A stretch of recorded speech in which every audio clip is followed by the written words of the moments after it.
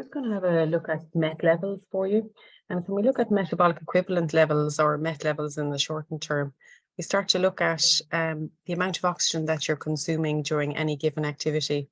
So while you're nice and relaxed there, just breathing away in the seated position, you're using one metabolic equivalent, one MET, and that's the amount of oxygen that you're consuming in that position.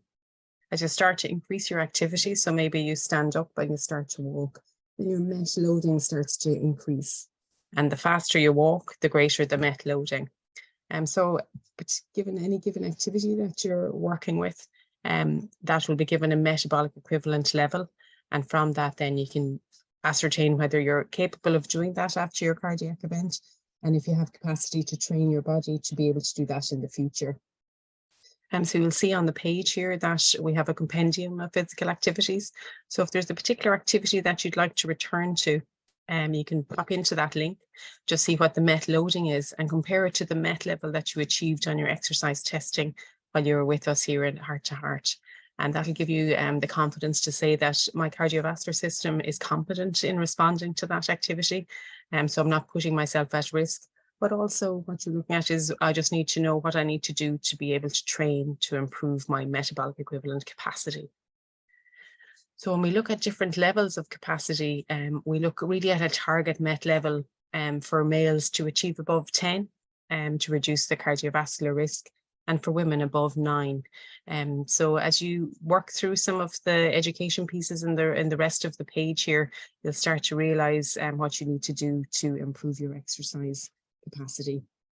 So just going to share a slide here just to go through how you look at improving your capacity to utilize the oxygen. And some of you will be familiar with this already from your work with us.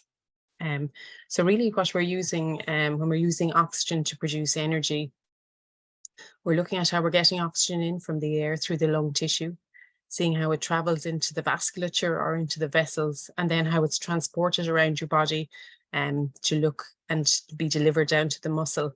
So that's the muscle in your arms and legs, or whatever particular muscle you're using to do the activity.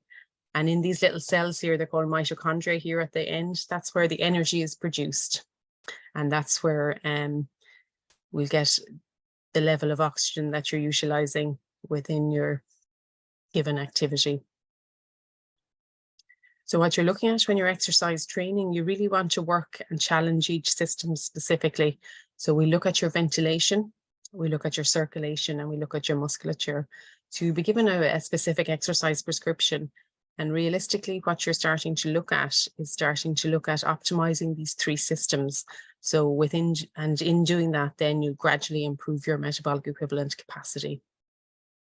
So thank you for joining us today. Hopefully you found that helpful, and we hope to see you at one of your sessions. Thank you.